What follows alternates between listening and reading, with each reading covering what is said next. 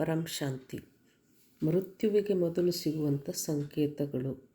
ಸಾವಿನಂಚಿನಲ್ಲಿರುವ ಆತ್ಮಕ್ಕೆ ಮೊದಲೇ ತಮ್ಮೊಳಗಿನಿಂದ ಸಂಕೇತಗಳು ಸಿಗುತ್ತವೆ. ಈಗ ಹೊರಡುವ ಸಮಯವಾಗಿದೆ, ತಯಾರಾಗು ಎಂದು ಅಂತರ್ಮನಸ್ಸು ನುಡಿಯುತ್ತಿರುತ್ತದೆ.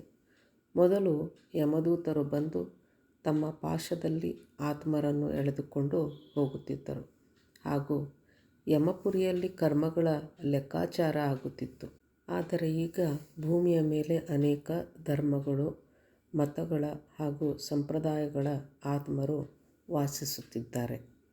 ಆತ್ಮರು ಮೃತ್ಯುವಿನ ಸಮಯದಲ್ಲಿ ತಮ್ಮ ತಮ್ಮ ಗುರುಗಳನ್ನು, ದೇವಿ ದೇವತೆಗಳನ್ನು, ದೇವರುಗಳನ್ನು ನೆನೆಸಿಕೊಂಡಾಗ ಸೂಕ್ಷ್ಮ ಜಗತ್ತಿನಲ್ಲಿರುವ ಅವರವರ ದೂತರು ಬಂದು ಕರೆದುಕೊಂಡು ಹೋಗುತ್ತಿದ್ದಾರೆ. ಆತ್ಮರ ಓರಾದಿಂದಲೇ ಈ ಸೂಕ್ಷ್ಮ ಜಗತ್ತಿನ ಆತ್ಮರು ಆತ್ಮರ ಕರ್ಮಗಳ ಗೂಢ ರಹಸ್ಯವನ್ನು ಹಿಡಿದುಕೊಳ್ಳುತ್ತಾರೆ ಮತ್ತು ಅವರನ್ನು ಕರೆದುಕೊಂಡು ಹೋಗುತ್ತಿದ್ದಾರೆ.